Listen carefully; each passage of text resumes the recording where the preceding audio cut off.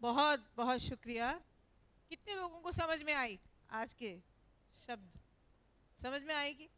अच्छा, तो हम कोशिश करेंगे कि इसका जो एक पन्ने में आपको बांटने की कोशिश करेंगे, कॉलेज में आके बाद में दे देंगे या तो आज ही हो सके तो दे देंगे। ये इनके कवि बाबूलाल जी हैं। आप लिखते हैं और बोलने वाले गाने वाले आप साथी हैं। एक सूचना और देना चाहती हूँ कि आज हमारे एक मित्र हैं ओसामा जी, जो दिल्ली में काम करते हैं और उनका संस्था ने आज इसकी लाइव स्ट्रीमिंग कर रहे हैं। और इसका वेब जो इंटरनेट में जो कनेक्ट करने के जो कांटेक्ट के लिए क्या करना है वो बहुत सारे लोगों के पास चली गई है। कल जो तिलुनिया में जो लोकोत्सव मनाया गया उसकी भी लाइव स्ट्रीमिंग हुई। और आज जो ब्यावर में हो रहा है, बहुत सारे लोग यूनाइटेड स्टेट्स, यूके, इंडिया में कई जगह देख रहे हैं।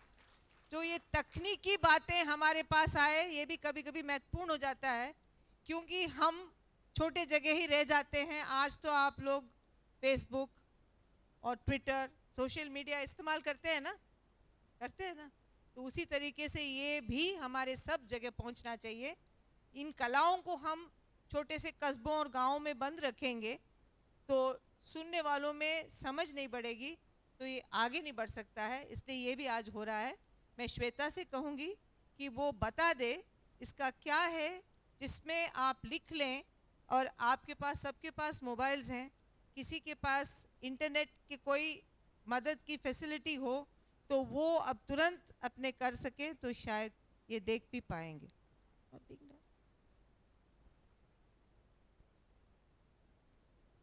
नमस्ते।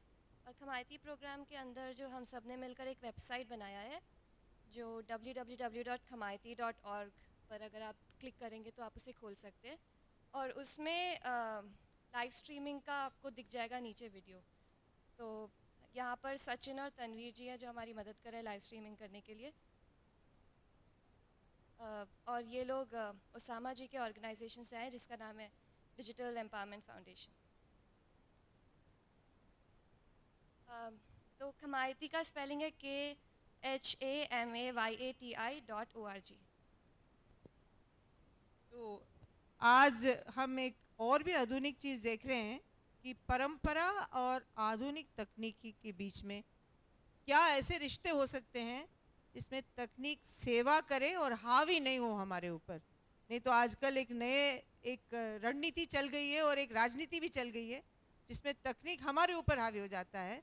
इसमें परंपरा को आगे बढ़ाने के लिए तकनीक का क्या भूमिका हो सकता है उसको भी हम सीख रहे हैं। आपको पता नहीं कितने लोगों को मालूम होगा कि यूआईडी के खिलाफ मजदूर किसान शक्ति संगठन और कई सारे संगठनों का एक अभियान है, आंदोलन है।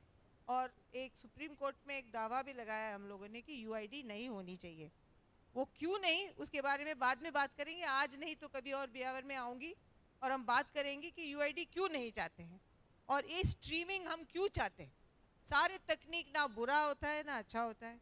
जो हम इस्तेमाल कर सकते हैं, जिसके हमारे आदेश पे, हमारे कहने पे जो तकनीकी चलता है वो बहुत अच्छी बात है। आज आप माइक यूज़ कर रहे हैं, मैं चिल्ला नहीं रही हूँ, तो माइक पे जब चाहूँ चला सकती हूँ, जब चाहूँ मैं बंद कर सकती हूँ। तो मैं मालिक हूँ, माइक मेरा जो काम करता है। अगर माइक मेरे ऊपर हावी हो जाए और जहाँ जहाँ जाऊँ माइक मेरे गले पे लटका रहे तो फिर वो मेरे लिए बहुत आफत करेगा। इसलिए तकनीक को कैसे इस्तेमाल करें वो भी एक हमायती प्रोजेक्ट जिसका इसके पीछे वहाँ लगा हुआ है, उनका एक सोच है कि युवा तक ये संगीत को कैसे पहुँचाया जाए। इसलिए भी हम बहुत खुश हैं कि हम आज आपके बीच में हैं। अब थोड़ा सा कहानी सुनेंगे कि इस कहानी में क्या क्या हुआ। तो सबसे पहले 1987 में जब आप कोई जन्म, मेरे सामने बैठे हुए बच्चे की किसी का जन्म नहीं हुआ था, शंकर, निखिल और मैं, और शंकर के परिवार यहाँ है, विकास, नीलू भी शायद यहाँ है। तो नीलू शायद 10 साल की थी, विकास 3-4 साल का था। हम लोग देवडुंगरी नाम के एक छोटा सा एक गांव है, एक ढाणी है भीम के आगे, वहाँ जाके एक कच्चे मकान में रहने लग गए इस इरादे से कि लोगों के बीच में रह के उनके समस्याओं को समाधान करना है और वहीं से काम शुरू करना है। तो हम 3 गए वहाँ पे और वहाँ के हमारे अनुभवों से फिर चुन्नी सिंह जुड़े, लाल सिंह जी जुड़े, नारायण जुड़ा, फिर बहुत सारे लोग जुड़े और हमारा एक समूह बना। हम लोगों ने एक संघर्ष किया। सोहनगढ़ नाम के एक गांव में ज़मीन के ऊपर कब्जा करके, बिला नाम की ज़मीन के ऊपर कब्जा कर बहुत परेशानियां थी। उस पर हम लोग लड़ाई लड़े। वहाँ से एक अनुभव आया कि संगठन में शक्ति है।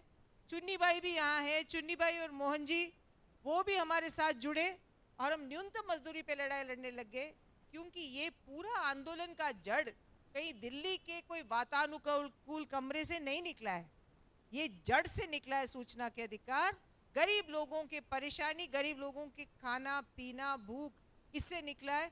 तो दो प्रमुख नारे हैं, वो दो लगाएंगे तो आपको समझ में आएगा। ब्यावर से ही बहुत प्रसिद्ध हुआ ये दोनों नारे। एक है हम जानेंगे, आप कहेंगे हम जिएंगे। बिना जानकारी जीना नहीं होता। हम जानेंगे, जोर से, हम जानेंगे, नहीं जानेंगे तो जी नहीं सकते। इसलिए वो एक नारा निकला और एक नारा और निकला, जीनेंगे और जानेंगे जिएंगे। प्रभाष जोशी जो बहुत प्रमुख पत्रकार थे हिंदी पत्रकारिता का, शायद उन्होंने ही नींव इस देश में लगाया। वो हमारे संग जुड़े ब्यावर से और ये विनोद होटल में लेके उनको हमने पटाया था कि हमारे साथ जुड़िए, ये बहुत महत्वपूर्ण है। हम यहाँ बैठे हुए थे 4, 5, 10 दिन से चांग गेट में। प्रभाष जी आए और उन्होंने जाके दिल्ली में जनसत्ता में संपादिका में लिखा, जानेंगे जिएंगे, हम जानेंगे हम जिएंगे। उस संपादिका से ये 4 शब्द बहुत प्रसिद्ध हुए। फिर सुशीला आई हुई है, हाँ सुशीला आई हुई है। सुशीला हमारे साथ 96 में गई थी दिल्ली। हम पहले कानून का प्रारूप जस्टिस सावंत ने बनाया सूचना का अधिकार का, उसको हम पत्रकारों के सामने पेश कर रहे थे। तो पत्रकारों ने सुशीला को पूछा, भैया तू कैसे आ गई, तू तो 4वीं पास है, तू क्या जानती है सूचना के अधिकार के बारे में। तो उसने उनको कहा कि मैं अपने बेटे को 10 रुपये देकर बाजार भेजती हूँ और वो वापस आता है तो मैं हिसाब लेती हूँ। ये सरकार मेरे से अरबों खरबों रुपए मेरे नाम से खर्च करती है, हम हिसाब नहीं लेंगे क्या। तो एक नारा लगाया, हमारा पैसा, हमारा पैसा, हमारा पैसा। तो हम जोर जोर से बोलेंगे तभी चीजें बदलेंगी। और माइक के बगैर भी बहुत जोर से बोलती हूँ मैं। वैसे नारा लगाना, हम कभी कभी अपने आप को सड़क छापरी कहते हैं, क्योंकि सड़क पे सोते हैं, सड़क पे आंदोलन करते हैं, और हमारे मित्र जो हमारे लिए गाते हैं, आप भी सड़क पे ही गाते हैं। तो ये सारी चीज़ों को मिल मिला के जहाँ हम जनता के साथ रिश्ता तोड़ देंगे, वह सच्चाई हमारे बीच में नहीं रहेगी। और जो राजनीति हम करेंगे वो राजनीति लोगों की नहीं होगी। इसको समझकर काम आगे बढ़ा। मैं अभी शंकर को, क्योंकि हम एक नेता का मजदूर किसान शक्ति संगठन नहीं है, हमारी एक कमेटी है जिसमें 31 लोग हैं और सबका चलता है, तो मैं केवल समन्वयन कर रही हूँ। मैं अब शंकर को बुलाऊंगी, शंकर के बाद आएगी सुशीला, उसके बाद आएगा अशोक। अशोक 1996 से हमारे साथ जुड़ा हुआ है, तो ब्यावर की तरफ से कुछ बोलेगा। 3-3, 4-4 मिनट बात करेंगे, फिर और भी लोग आएंगे। जब गांव में जाके हम काम चालू किए तो लोगों से जब बात होती थी तो वो कहते थे कि पूरी मजदूरी नहीं मिले तो ये के लिए कहीं कर सका। तो पूरी मजदूरी की बात जब सरकार के सामने रखी कि आप पूरी मजदूरी क्यों नहीं देते हो, तो सरकार ने कहा कि आप जानते नहीं है ये गरीब लोग कामचोर है, ये काम पूरा नहीं करते। तो मैंने कहा वो काम इन्होंने किया वो कहाँ लिखते हो। तो उन्होंने कहा वो तो हमारी MB है, मेजरमेंट बुक है। तो मैंने कहा वो दिखाओ, देखिए इसमें आपने कहीं कम तो नहीं लिखा है। तो वो कैसे दिखाएंगे, वो तो हमारा सरकारी रिकॉर्ड है। तो मैंने कहा वो मस्टरोल दिखाओ जिसमें आपने हाजिरी भरी की, वो तो नहीं दिखा सकते, वो तो बिल है। तो पहली लड़ाई सूचना का अधिकार की कहीं बात नहीं थी, बात ये थी कि हम देखना चाहते हैं कि मस्टरोल में आपने किसके नाम लिखे, हम देखना चाहते हैं वो MB में आपने काम का नाप लिखा, वो किसका लिखा, क्या लिखा, उसमें तो गड़बड़ नहीं है। तो वहाँ से शुरुआत हुई। तो इसलिए इस इलाके को पूरे को ये श्रेय जाता है, ख़ास तौर से ब्यावर, जवाजा, भीम, देवगढ़, मांडल, आसिन और पाली ज़िले का रायपुर। इस इलाके की जनता जगह जगह ये बात उठाती रही और उन्होंने ये देख लिया कि जब तक हम कागज़ नहीं देखेंगे तब तक हमें पता नहीं चलेगा कि अंदर सरकार कागजों में क्या तैयार करती है। सरकार तो एक ही चीज जाने, कागज, सब कुछ उनके लिए कागज ही है। तो एक नारा तो करुणा करी कि गाणो गाओ बीटेम को जब चांगे में बैठा तो वो गाणो नारा लगाता लगाता चालू हुई क्या चालू हुई कि मैं सरकार ने कई चीज मांग ली जो बात देवा ने तैयार कौन। तो आप ही गाना में मदद करिए। सुशीला शोभा,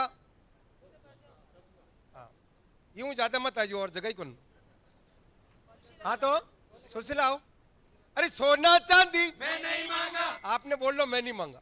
तो आप लोग कैमरा वाला गारियो कर दी, कहीं नजर ही नहीं आया, सामने आ जाओ। अरे सोना चांदी मैं नहीं मांगा, मैं लमालिया मैं नहीं मांगा, अरे मोटो बंगलो मैं नहीं मांगा, बंगला में गाड़ी मैं नहीं मांगा, गाड़ी में कुत्तो मैं नहीं मांगा, कुत्ता के पट्टो मैं नहीं मांगा, पट्टा के साकड़ मैं नहीं मांगा, अरे मोटो बंगलो मैं नहीं मांगा, बंगला में बरामदो मैं नहीं मांगा, बरामदा में गमलो मैं नहीं मांगा, गमला में बेलड़ी मैं नहीं मांगा, मारुति गाड़ी मैं नहीं मांगा, होंडा कार मैं नहीं मांगा, हीरो होंडा मैं नहीं मांगा, अरे टीवी कूलर मैं नहीं मांगा। दिमाग खराब है क्या?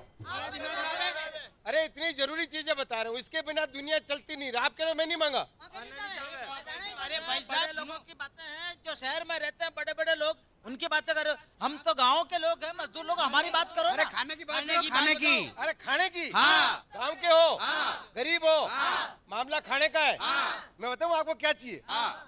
आपको चाहिए लंच डिनर मैं नहीं मांगा, ब्रेकफास्ट मैं नहीं मांगा, अरे मुर्गा मसाला मैं नहीं मांगा, पुड़ोड़ा अंडा मैं नहीं मांगा, अरे अंकल चिप्स मैं नहीं मांगा, दाल फ्राई मैं नहीं मांगा, पालक पनीर मैं नहीं मांगा, मलाई कोफ्ता मैं नहीं मांगा, अरे गरम जलेबी मैं नहीं मांगा, अरे ऊना भजिया मैं नहीं मांगा, अरे मिर्ची बड़ो मैं नहीं मांगा, कोफ्तो मैं नहीं मांगा, अरे कचौड़ी मैं नहीं मांगा, कचौड़ी में खाटो। मैं नहीं मांगा। आपका दिमाग सड़ गया। थोड़ा दिमाग सड़ा है। इतनी जरूरी चीजें अरे बता रहे क्या हो। जरूरी चीजें? अरे गरीबों की बात बताओ, पीने के लिए पानी नहीं है, खाने के लिए खाना नहीं है। मैं समझ गया।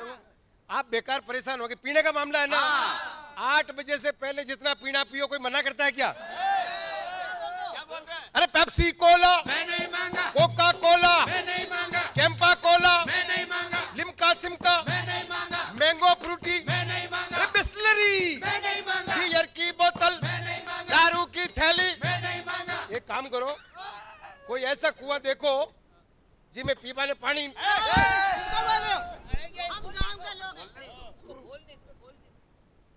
अरे कोई बेरो देखो जिसमें पानी नहीं है, में जार धमाधम पड़ो। मैं अतरी जरूरी चीजें बता रही हूँ और क्या मैं नहीं मांगा। अरे भाई साहब मैं तो मजदूर है, मजदूर गांव का। मजदूर हो तो मजदूरी करो। पैसा नहीं मिलता, पूरा पैसा नहीं मिला तो वो कागज देखो। कॉपी में हाजिरी पर है, कॉपी में है, हाजिरी पर है। इस बात 17 साल पहले की बात उठी कि कागज देखें कि हमारी हाजिरी में नाम किसके लिखें। तो ये सवाल यही उठा था कि हम मस्टोल देखें। तो वहां सरकार अड़ गई थी कि हम नहीं दिखाएंगे और ऐसा दिखाने का कोई कानून नहीं है। तब ये धरना चालू हुआ कि कानून बनाओ। तो अब अगली लाइनें इसकी चलेगी, मैं मांगा। आप बोल जो मैं मांगा, है ना?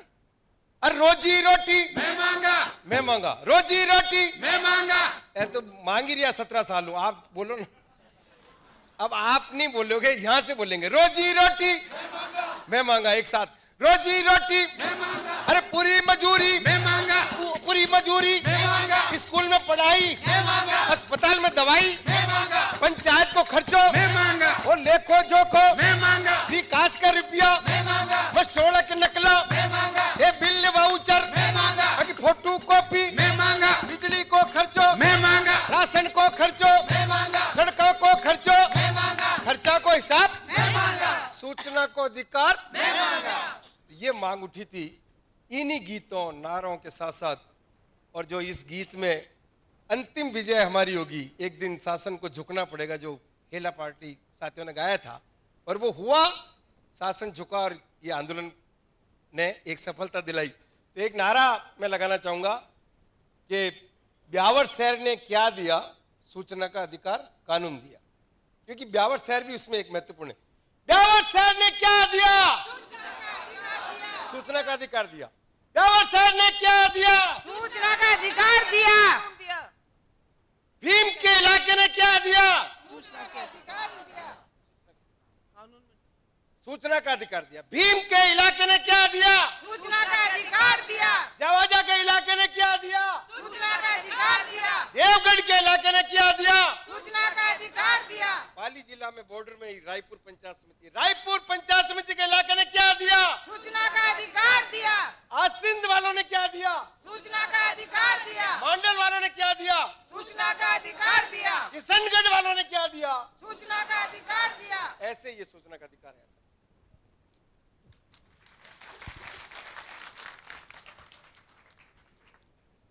मैं अभी सुशीला को माइक दूंगी। सुशीला, खैर सारे गांव की महिलाएं बहुत हिम्मत वाली हैं। लोग कहते हैं कि राजस्थान की महिलाएं अनपढ़ हैं। मैं आपको बताऊं कि राजस्थान के बदलाव के हर क्रिया में हमारे गांव के अनपढ़ महिलाओं की भूमिका है। खैर सुशीला तो पढ़ी लिखी है, चौथी पास हमारे लिए बीए बराबर है, क्योंकि पढ़ना लिखने के लिए इसके पीढ़ी में लोगों को भेजते ही नहीं थे लड़कियों को, तो चौथी पास भी बहुत बड़ी चीज़ है। मगर अब सुशीला की बात सुनिए। सुशीला सूचना के अधिकार के राजदूत बनकर न्यूयॉर्क गई। न्यूयॉर्क में यूनाइटेड नेशंस में बन की मून के सामने भाषण दे के आई हुई सुशीला, इसलिए इसको हम तालियां बजाएं। तो हमारे लिए सूचना के अधिकार सुशीला जैसे खूब सारे महिलाओं ने मिलकर दिया। कोई बंद कमरे से नहीं निकला, धरती की मिट्टी की बू खुशबू है, इसलिए सूचना के अधिकार को कोई हमसे नहीं ले सकता है। जब आज सबसे बड़ी बात तो यही है कि आज जो यहाँ वापस एक सूचना के अधिकार पर जो हो रही है एक मीटिंग जैसी, और जो आप लोग आज से 17 साल पहले आप और हम काफ़ी बार दिल्ली, जयपुर और ब्यावर काफ़ी चक्कर लगाए सूचना के अधिकार में, क्योंकि इतना आसानी से कोई सूचना का अधिकार देने के लिए तैयार नहीं है। और वो जानते भी है सब के क्यों नहीं देना चाहते, क्योंकि सरकार का एक जान है सूचना के अधिकार में फंसी हुई कि सूचना मिल गई तो काफ़ी लोग हैं जो पहुंच जाएंगे जहां उनको पहुंचना है। तो सूचना का अधिकार के लिए हम लोगों ने काफ़ी लड़ाई लड़ी, और वो एक लड़ाई हमारे लिए भी एक यादगार बन चुकी है, क्योंकि 17 साल पहले इसी चांद गेट पे जहाँ रात को सुअर घूमते हम लोग वहीं सोते थे, और वहीं हम 44 दिन रात और दिन यही कहते थे कि हमें फोटोकॉपी दे दो, हम देखना चाहते हैं कि हमारे गांव में कितने पैसे आए हैं और वो कितने खर्च हुए और उसमें कितने पैसे बचे हैं। लेकिन सरकार का एक मानना था कि हम ये आप लोगों को नहीं दे सकते। लेकिन जब इतनी गांव की जनता संगठन के साथ में थी और ग्रामीण क्षेत्र की महिलाएं, जो लोग कहते हैं कि गांव की महिलाएं तो कुछ नहीं समझती है, लेकिन मैं नहीं मानती है बात कि गांव की महिलाएं सूचना का अधिकार में नहीं समझती। और 200-250 महिलाएं दिन भर ब्यावर पे रात और दिन यहाँ बैठे। इसके बाद में जयपुर गए और जयपुर जाके फिर वहाँ हमने 53 दिन बैठे और वो आंदोलन वहाँ समाप्त हुआ। उसके बाद में कानून बना। जब हम ब्यावर में बैठे थे तो काफ़ी ऐसे लोग आए थे जो वो सिर्फ ये बात की उन्होंने कि अरुणा जी आप हैं एक जो अंग्रेजी बोलती है, आप साड़ी पहनती है, आप IAS की नौकरी छोड़ी हुई है, बाकी तो ये सब घाघरा पलटन है।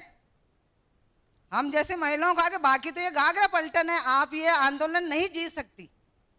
लेकिन जब हम वापस वो कानून बन गए और वापस चांद गेट पर आए तो हमने उनको कहा कि भाई घाघरा पलटन ने कानून बनवा दिया है, आपको भी सोचना चाहिए तो आप ले लीजिए।